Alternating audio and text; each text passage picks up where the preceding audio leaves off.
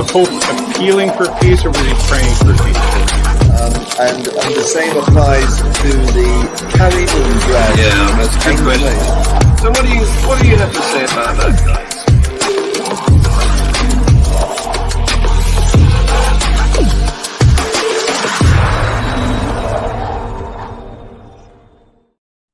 Good morning, afternoon, evening, wherever you are, and welcome to the latest edition of Free Thought Hour. Now, last week we had 5 panel members, and this week we don't. We've had apologies from people for various reasons. There's a migraine, there's running, there's family, there's COVID. COVID, that's right. But we've got Guy, so the cream has run up to the top. Exactly. You floated up, Guy. Well done. So here we go. The Taliban. This is not going to be a surprise that the Taliban have made the news again. And it's usually not for a very good reason, so they're on form. It is, they have banned women from visiting the Band-e-Amir National Park in Bamiyan province. Now, this is a really lovely national park. It was the first national park to be opened in Afghanistan back in 2009. It's a very popular destination for families, so the ban on women attending it will prevent many people from being able to enjoy it. UNESCO has described it as a naturally created group of lakes with special geological formations and structure and unique and natural beauty. I'm not sure what they're referring to there. There's certainly geographical beauty around, but then the lake has some plastic pedalos in it, which with swan heads, so I don't regard them as being that beautiful. Anyway, the ban has come about because women have not been observing hijab. So they've forbidden half the population, all women, from entering. Isn't that wonderful? I mean, that's crazy, really. I mean, what can you say? I mean, it's just outrageous. There are women in this country that boil over at the very thought of this kind of discrimination and oppression being meted out to their sisters around the world. Yeah. What's a national park for, other than for families and people to go and enjoy? Yes. Is it only this one national park? So other national parks and the countryside are not affected? Is that your understanding? I'm not sure how many national parks they have, to be honest. No. All I know is this was the first, and it's a lovely one. And obviously it's normally enjoyed by children, obviously mostly accompanied by their mothers. So this is going to deprive a lot of people of enjoyment. So are female children allowed to go there with their brothers and fathers? Is that? I mean, it's all very bizarre. This. Yeah, I don't know what age a girl becomes a woman and must thereafter wear the hijab. Do you? Yeah. No. I've seen girls of 8 wearing a hijab, so I don't know whether there's a cutoff. Well, I mean, in this this charity that I volunteer for in Rochdale, yesterday we had a number of new families, and 3 women turned up who you could only just see the slit in their eyes with a bevy of children. But I noticed that one of these women had a child of maybe about 10 to 12, who was not wearing a hijab, but then also she had another younger girl who probably was only 7 or 8, who was wearing, not the total slit, but certainly covering of head. So I don't know what was going on there. Well, we're coming to another item on this women's dress issue later on. So, right. But while we're still in Afghanistan, the Taliban shut universities for women. Yes. So there's a very sad story of one 20-year-old student we'll call her Nat Kai. That's not her name, but it wouldn't be safe to reveal her identity. She says she kept studying, even though there was little chance of her ever attending university in her homeland. Then she was granted a scholarship to study at the University of Dubai. Apparently, there's this Emirati billionaire businessman, Sheikh Khalaf Ahmad Al Habtour, who offers scholarships to women who otherwise wouldn't be able to get access to a university. So she was offered one of those. And apparently, these were announced in December 2022. And so far, a total of 100 Afghan women have gained these scholarships and are already studying in Dubai. So on Wednesday, she said goodbye to her family and set off for the airport. When Taliban officials saw our tickets and student visas, they said, girls are not allowed to leave Afghanistan on student visas. And that was as far as she got. Well, she needs to ask the Qataris for whoever it is, for a visitor visa, and then change it to a student visa when she's there. That's a good read. It's UAE. It's the United Arab. Yeah, that's right. I mean, it's just another, outrage, really. And what do the Taliban think is going to happen in the future when they run out of female doctors? Yes. I mean, it sounds as if they regard all the women in Afghanistan as their personal possession. Women are property. They're sexual property, basically, and servants. And we don't want to lose them. We certainly don't want them being educated because they might float off and make trouble. Yeah. Crazy. So in the future, as you point out, they're going to have a severe shortage of educated women. That's a shot in the foot for a country, isn't it? Of course it is. Yes, of course it is. I mean, I don't know. They probably think, well, we've got a huge amount of unemployment. We don't actually want women to work at all. Obviously, you're going to have an unemployed situation when you've got a lackadaisical economy, which doesn't actually use all the talent that's available to it. Yeah. So that's, it's just, as you say, shooting themselves in the foot. But specifically, I understand they only allow female doctors to treat females. So they are essentially sentencing their female population in the future to not being treated. Is that really what they mean? Have they thought this through? No health care for women.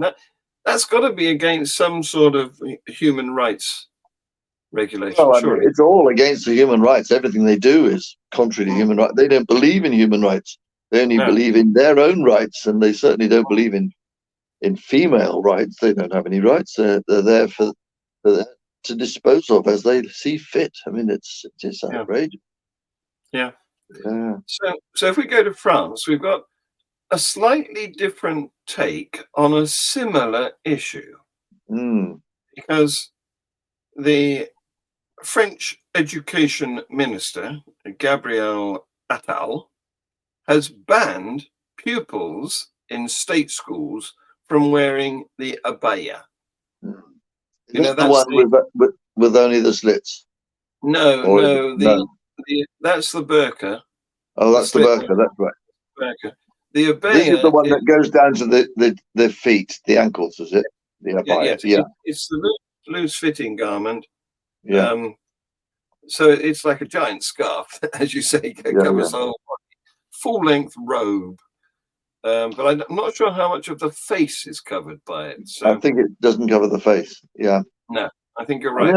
I think it is interesting that a secular country is making this ban, because I think it's a ban that is designed to protect women from the over enforcement of these restrictive religious rules. So it seems to me to be a logical step. But I can see the point of view that says, well, women should be free to wear whatever they like. So I'm not sure exactly how this should be played, but we're talking about schools here, and schools. I think children do need to be protected from indoctrination and from oppression in religious. That's right. And we don't do it very well in this country. We've got all these Muslim and Jewish schools and even religious schools generally who are influencing and indoctrinating children, and it's extremely worrying and concerning. It is. And you've touched on an item which didn't get in this week's news because it's happened since I uploaded it, but it'll be in next week's news. And apparently we've given a grant of £2.2 million, the UK government, to a Muslim school, which has come out with the most outrageous statements that are unacceptable on social media. So that the government is now reviewing whether has that money gone to them yet, or can we stop it? Yeah, exactly. Well, that's exactly what we want, the government to do, to wise up. We do not. I don't want my taxpayer money, my tax money, to be used to support the indoctrination of children or the abuse of children. But I just don't want that. Who does? It seems extraordinary that a country should fund this kind of extremist activity or minority activity. We would say, I know your feelings on this align with mine. We would say, you fund your own religion. If you want to do religious stuff, it's a bit like a theatre. If they want to put on a show, they've got to find the money to pay for it. Yeah, absolutely. I think that's a very interesting, the comparison, except in this sense, cultural and theatrical activity are there for everybody and can be enjoyed by pretty much the whole range of society. Whereas religious activity is very much in this country anyway, a minority and rather weird and activity which should not be supported, in my view, at all. And it's not tolerant to non-members, is it? I mean, that's the whole purpose of religion, to divide us off as special and to exclude you. Religion is just inherently divisive. It is, and Islam, sadly, is the one that really is in our face at the moment, and it needs somehow we need to find a way of undermining it and reducing it, because its effect is not good. Let me tell you what the French education minister said. When you walk into a classroom, you shouldn't be able to identify the pupil's religion just by looking at them. Oh, yes. And they've had a strict ban on religious signs and symbols in state schools and government buildings for a long time, arguing that they violate their secular laws. Because, as you know, in France, they're more secular than we are. They don't have a king that's the leader of their established church. Do they also ban Sikhs from wearing turbans and carrying knives and things? And do they also ban Orthodox Jews from having those curls and all the tassels and things that they wear? I wonder. I don't know. I know that you can't overtly have a cross around your neck, for example. Yeah, well, I'm in favour of that. I mean, I actually think that crucifixes, the full blown body hanging on a cross, I think they're obscene images that should not be shown to children. And I think children do need to be protected, and they're not being. Yeah, indeed. So I'll let him have the last word. He said, secularism means the freedom to emancipate oneself through school. Yeah. It's good, isn't it? Absolutely. I love that. There you go. Okay. Yeah. So here's a more funny item of news. Going over to Pakistan, a cleric by the name of Mufti Hanif Qureshi, who has previously seized every opportunity to level blasphemy accusations against others, including inspiring the murder of Governor Salman Taseer. He has himself been booked under blasphemy charges for insulting a companion of Muhammad. I love that. Yeah. Yeah, it's a bit like Rudy Giuliani being booked under the what was it, the corruption law that he himself brought in. Yes, exactly. Yes. Yeah. I mean, I mean, what's going on there? It seems to me is, and you see it a lot in Islam, is different factions Yes. of extremists bickering with each other. And I once followed, or for a while, I followed the Manchester Salafi Centre website, and it was a website of great amusement because people would there was a lot of bickering about this, that, and the other person who's fallen away from the faith, and it was just full of that. And the other interesting thing was that people would write in asking for legal rulings on specific matters in their lives, and the answers were always hilarious. And I mean, I think they realized that I was not a follower, and they took me off their list. But anyway, not to worry. Well, in this case, it's always a good thing to see the biter bit, isn't it? Yeah, definitely. Okay, going over to Israel, the West Bank has been bubbling under for incidents. I've lost count, but they've had 100 incidents every month so far this year. Right. 400 people have been driven from their own land since the start of 2022. Cars and homes and shops have been smashed and set alight. And one poor 19-year-old boy was shot dead by an armed settler, is what they call them. The Israelis who have grabbed that land. Yeah. And they're armed. And so this 19-year-old boy was killed. It took him 5 days to die in hospital from the wound. And they've now buried him. And his grandfather said he had a deeply caring nature. He'd always greet me warmly and check on me in a thoughtful way. His absence leaves a huge void. So that's still going on.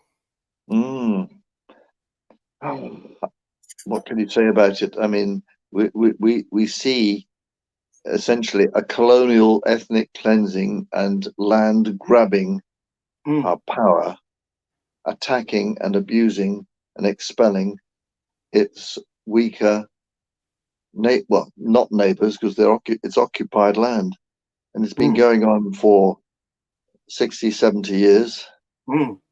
And I suppose it will come to an end when they've got all the land. I mean, I can't see what is going to happen in the future. It's really sad. Yeah. And if they get all the land, and if they literally cleanse all the Arabs and Muslims out of Israel, expel, and then it seems to me that they will be much more vulnerable to sort of carpet bombing and attacks from Arab states, Muslim states. Yeah, who are not that far away. Yeah, whereas if they give the remaining Palestinians some rights and freedoms, that I think that gives them the Israelis some protection against. Yes, it would. Yes. Yeah.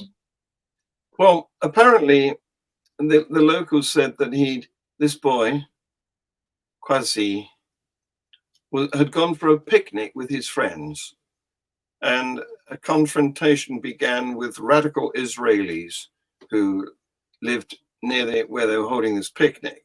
Stones were thrown, and then a settler opened fire. Do you know what the US said about this incident? You'll be No. surprised, because of course they're Israel's closest ally, Yeah. and they said this was Jewish terrorism. Yeah. Well, it was. Yeah. But it's unusual to hear from them. Yes, that is unusual. That's encouraging. Mm. Yeah.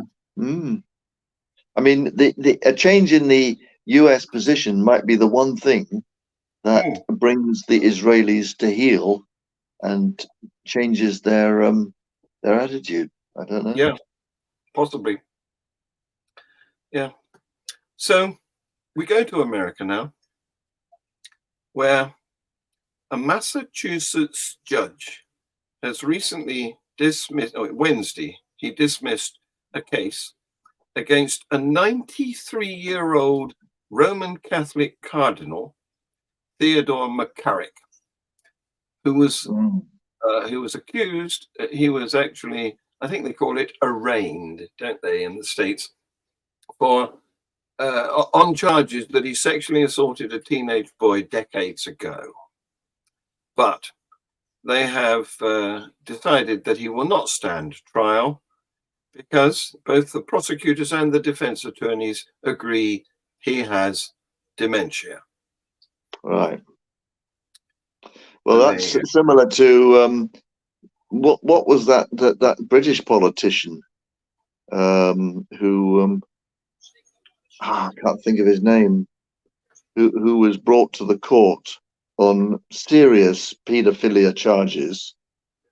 He'd be a famous, yeah, and he didn't realize he was in a court. He was talking quite, Yes, he was completely out of it, wasn't he? Yeah. And he subsequently died, hasn't he? I remember the incident. Yeah, I can't remember his name, but anyway. Yeah, I mean, it is interesting. I mean, there is a provision in English law or British law. If a person is found unfit to stand trial, for a trial of the facts to nevertheless be done, make a judgment, even though he's not going to be aware of it. Yeah, that's right. But so that there is a trial, but the trial, if he's not convicted of anything, but if the facts are proved, then the court can order the person to be committed to a mental hospital. Oh, that's interesting. You see how wonderful it is to have access to your legal brain, Guy. Yeah, well, it's. I mean, I'm interested in the interface of mental health and law, and I mean, I did that on one or two occasions. It's pretty rarely done, but it does. I mean, obviously, following a conviction, a section can be imposed. Yes, but but I mean, that's for mental ill health, the mental disorder. Whereas dementia, although it's a mental disorder, it's not an illness that can be cured in any way. So there would be no point in such a thing for him. In fact, unless he was a continuing danger, of course. Yes. In fact, this came up because they got a psychologist to interview Mr. McCarrick. Yeah. Because he was big in the Roman Catholic Church. Apparently, he advised. Well, if it was a cardinal, there are only about 100 odd cardinals in the world. Yeah. Well, he used to advise 3 different popes. Right. And previously he was an archbishop of Washington, D.C. Right. But then he was defrocked by Pope Francis. In 2019, after an internal Vatican investigation determined that he sexually molested adults as well as children. So they got rid of him. But the psychologist said she found significant deficits in McCarrick's memory during 2 interviews. He was often unable to recall what they had discussed from 1 hour to the next. And as with any form of dementia, she said there are no medications that can improve the symptoms. But Hey, on that basis, I think I might be demented, John. So, your symptoms are not obvious to me. yeah. Apparently, they've dug into this, and McCarrick committed abuse over several years, including when one particular boy, who was then 16, was at his brother's wedding reception at Wellesley College. And he has spoken up. He said that McCarrick sexually assaulted him in a coat room after they returned to the reception, and he told the then boy to say the Hail Mary and Our Father prayers before leaving the room. Right. What, to purify himself or something? What? Or to blame the child? That's outrageous, isn't it? I mean, that talk about, God, is that gaslighting or whatever you'd like to call it? I don't know. I don't know. Oh, my God. Crazy. I call it Yeah. crazy. Yeah. So I have some good news, and it's about Britain. Mm. Listen to this. 3/4 of Church of England priests, and I think this was written by an American reporter, because we would probably not call them priests if they're Church of England. We might call them vicars or clerics or some other name. But priest is normally associated with Roman Catholicism. It is, yeah. Anyway, 3/4 of them, they believe that Britain can no longer be described as a Christian country. Mm. There's a huge survey being conducted by The Times, and it found also that half of them think that same-sex weddings should be allowed. Yeah. And one of them is quoted as saying, this result of the poll is absolutely huge. His name is Reverend Andrew Forshaw Kane, and he runs the campaign for equal marriage in the church, and he married his partner despite the rules. And he says, this is really clear evidence of the direction of change the church needs to pursue. I hope this kind of evidence will enable the bishops to feel confidence that there is a wide majority for change. But the survey also revealed that many vicars feel they are overstretched. You know, they've been asked to cover several parishes as each parish has dwindled, hasn't it? And they've ended up with a shortage of priests. That certainly is the case pretty much everywhere, except in a few. In some parishes in Manchester, I know they are very thriving, a few of them, and so they may not have that problem, but most of them are in that position. Yeah, most of them have had to take over 3 churches. Yeah. Because there's no staff for 2. Yeah, that's right. So he says, the survey says that many vicars are concerned that the church could ultimately face extinction if it doesn't address the decline in attendance. Yeah, bring it on. Bring it on, we'd say. Yeah. You're not going to shed any tears over that then? No, I mean the thing is that I can't. I'll only believe it when I see it. I think that the capacity for humans to remain deluded and to be indoctrinated is endless, and I can't see that necessarily we can rely on that sort of good news. Yeah, I mean the churches apparently hang on in places like Sweden and Iceland and Denmark. There's still churches there that seem to function. Yes. So I've got some, if you blink you miss it, good news here, because Brigham Young University in Utah, you know, the Church of Jesus Christ of Latter-day Saints flagship school. Oh, right. Brigham Young. I didn't know. Yeah. 3 years ago, because they've got an honor code which every student has to sign up to.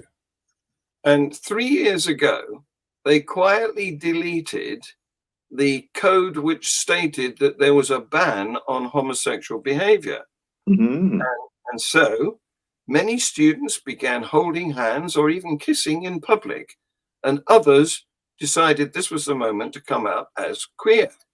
Then, that was 3 years ago. Then a month later, the church education system administrators who oversee the university's campuses issued a statement clarifying that despite having deleted the language, same-sex romantic behavior wasn't compatible with their honor code, which no longer said it, it was banned. So they're trying to reinstate it. And last week, they restored the language to the code, explicitly prohibiting LGBTQ affection, which is now called same-sex romantic behavior. All right. So does that mean that commercial gay sex is all right? It's only romantic sex that is not allowed.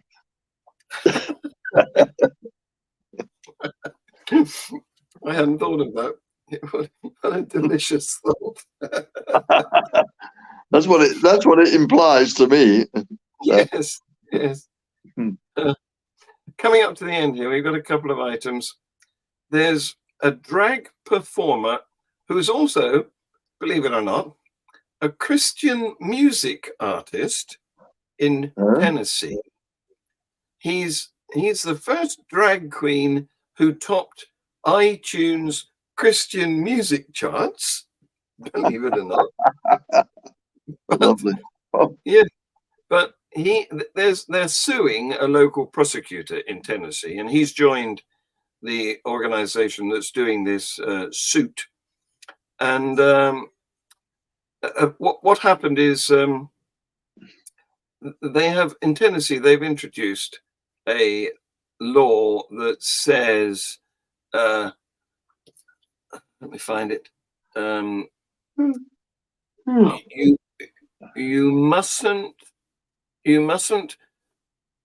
carry out adult cabaret entertainment in a place in public or a place where it could be viewed by children. And they include drag queens as adult cabaret entertainment.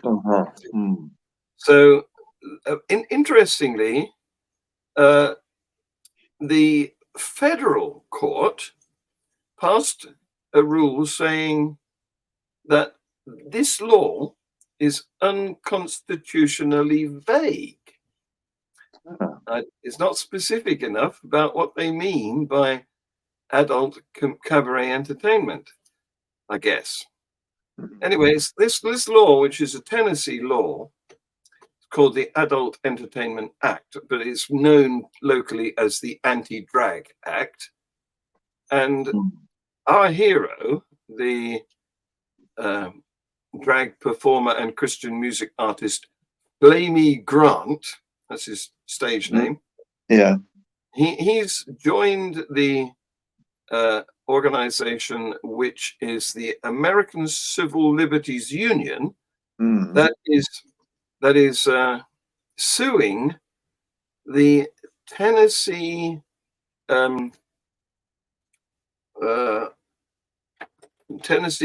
Attorney General, is it?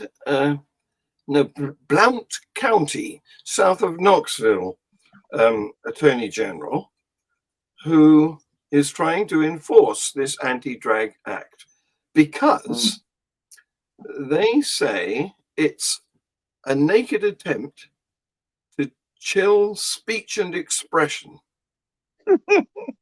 in relation to their Pride social media posts, because they want to be able to post things on social media about LGBTQ pride, and he is trying to enforce the banning of that, and they are suing him because Grant says this is an infringement of the rights of Americans, it's a violation of our personal rights, and it's just a bad faith, bigoted law that unfairly targets people based on their sexual identity and orientation, their gender identity, and in my case, my career as a drag queen. Great stuff. I mean, only in America can you get this great sort of amazing stuff, and we don't get. Well, I suppose we do get the odd one here, but it's really instructive to see what's going on over there. And I hope we can get the result of that in due course. Sadly, of course, if the matter is appealed to the Supreme Court, nobody will know where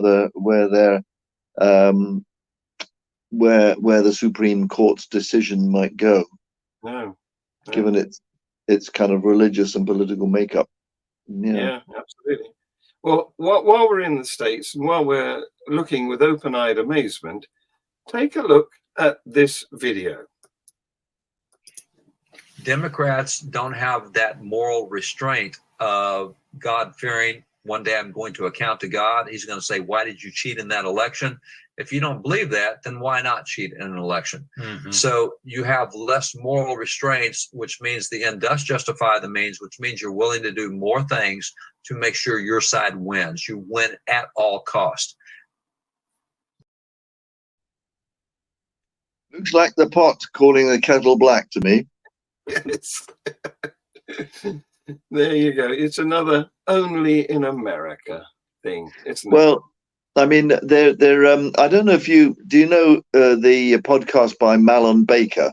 I don't know if you've seen it, but I follow it some of the time. And he had a recent podcast talking about the prospects of civil war in America, and this kind of language seems to me to be the sort of incredibly divisive and bigoted language that could lead to people thinking about taking up arms, because they're not talking to each other, they're just calling each other, and the terms in which they are treating each other is apocalyptic.